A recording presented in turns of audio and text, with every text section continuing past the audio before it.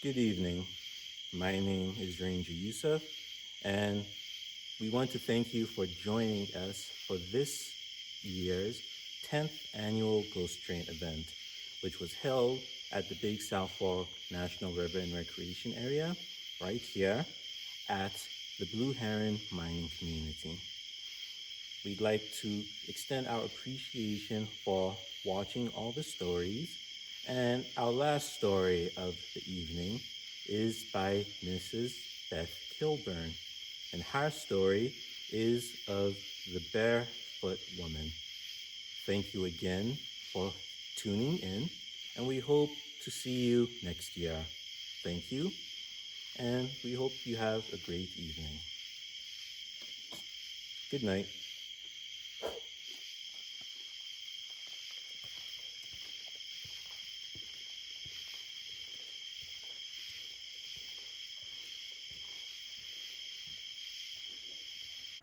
Have you all ever seen something, or maybe you heard a song that took you back to another place, to another time, a memory that you had long ago forgotten? Well, that's what happened that day. Oh, me and my sister, we'd been over at my granny and pa daddy's, out of playing in the front yard, and they was sitting up on the front porch watching us. And I don't remember exactly how it happened, but me and my sister got into one of the awfulest arguments and fusses that we'd ever had as little girls. We were causing such a fuss. My granny, she started a hollering us, "You girls, get up here to this front porch right this minute." And so we did. She said, "You all know what?" She said, "You all remind me of the time that the devil came down to pay Blue Heron a visit." Well, we both looked at her, said, "What do you mean, Granny?" Oh, she said, "Lawsy mercy." She said, "I hadn't thought about that in years. And you girls are fussing." She said, "I'll never forget that summer."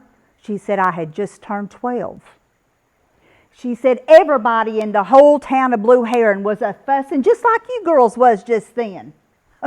She said, "Wasn't nobody a getting along." She said, "Of course, most everybody was a blaming it on the heat, 'cause it had been hotter than blue blazes that summer." But she said, "Oh no."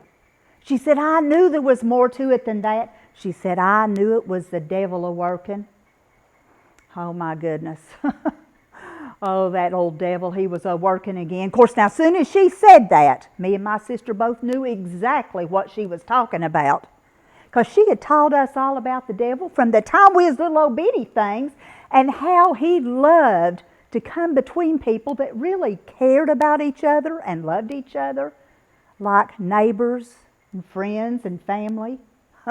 But she said the devil's most favorite thing of all was to come betwixt married folk, breaking up as many happy homes as he possibly could. And she said that summer down at Blue Heron, he was doing a mighty fine job of it, till he came across these newlyweds. Their name was Cyrene and Etheridge. She said that no matter what that old devil tried, he could not get them to part ways. It just seemed to draw them that much closer. So after a few days of him having no such luck of parting them, he decided to take him a walk right over the hill there along that little old river bank. He wasn't paying a darn bit of attention to what was going on. He was walking around and scuffing his feet, and he never even saw that old barefoot woman walking right up to him. She got right up in his face and said, "Mr. Devil, is that you? Is you sick or something?" He looked at her and said, "No, old woman, I ain't sick." But he said, "I am feeling a mite down and out." He said, "You see, I love to come between married folk and get them to part ways." And he said, "And I've come upon some newlyweds, and I ain't having a darn bit of luck." She looked at him and rared back real big and laughed, and she said, "Mr. Devil, is that all that's the matter with you?" She said, "I'd like to make a deal with you then." She said, you see, right over there in the company store is a brand new pair of red shiny shoes. And I ain't never had a brand new pair of shoes to call my own in all of my life. She said, if I can get them newlyweds, Cyrene and Etheridge, to part ways, will you get me them new shoes? He said, old woman, you got yourself a deal. But you ain't getting them new shoes till the deed is done. Well, they shook on it and agreed to meet right back down there over the riverbank in 2 nights. Well, now I'm here to tell you that the very first thing the next morning, that old woman was up a baking the most delicious apple pie you ever would taste. And soon as that thing came out of the oven, she wrapped it up in some dishcloths and headed right up the road to go pay Cyrene and Etheridge a visit. She was almost to their house when she spied Etheridge out in the edge of the woods there, chopping firewood, getting ready for the winter. So she stopped by and introduced herself and said how she was new to the community of Blue Heron, and would it be all right if she took that fresh baked pie on up to his house and paid his wife a visit. He said, you go right ahead. She would love to have company this morning. That's ever so kind of you. So she went on up to the house and she knocked on the front door and was greeted by the beautiful Cyrene. Cyrene, of course, invited her right on in, and they sat right there at the kitchen table and had a piece of that apple pie, and they commenced a visiting. Oh, but it didn't take long before that old barefoot woman commenced a bragging on everything in the house. Lord, this china is so pretty. She said, I bet that's been with your family for a long time. Lord, the dollies on your chairs is so pretty. Did you make those all by yourself? She even bragged on that old yellow cat a-sunning up in the front window. But then she looks at Cyrene and she says, Cyrene, as pretty as everything is in your little house, you's the prettiest thing of all. La, Cyrene just looked at her and she blushed real big and she said, I thank you, ma'am, but she said, really? My husband Etheridge is more handsome than I am pretty. And the old woman looked at her and said, I just met your husband right outside. And said, you're right, he is a mighty handsome young man, he is. If it wasn't for that big old ugly black mole sticking off the side of his neck with the hairs hanging out of it. Lord have mercy. Cyrene could not believe what that old woman had just said. And she told her so. She said, you know, she said, when we was first a-courting, she said, it bothered me a lot to see that mole. But she said, we've been together for a while now. She said, I hardly pay it any mind. She said, in fact, I just ignore it.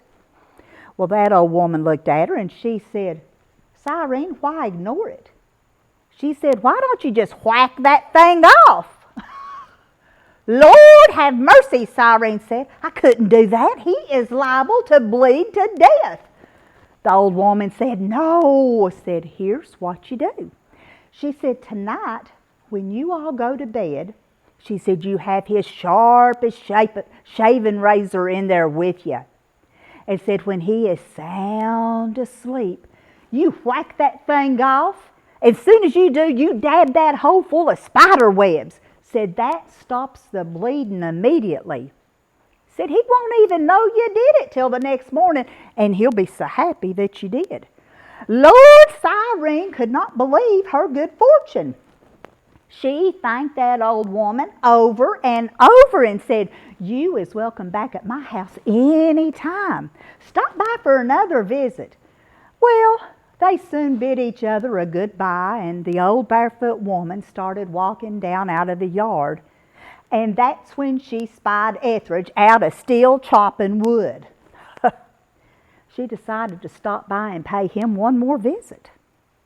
She walked right over to him and she said, Etheridge, I do declare, you is one of the hardest working young men I've ever seen in all of my born days.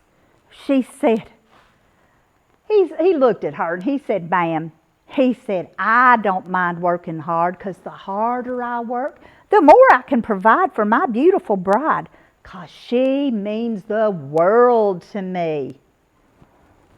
Oh, goodness.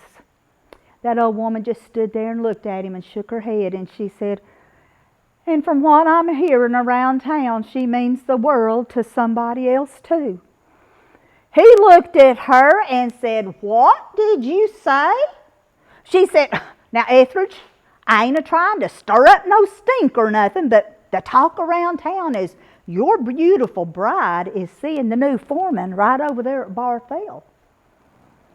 He said, you lying hag, get out of my yard this very minute. Get out of here. So she turned and started to leave. And then she decided to look back one more time. She said, Etheridge, all I'm a-saying to you is one of these days your wife is going to do away with you, so you better watch out. And then she turned and left going down the road to her own house.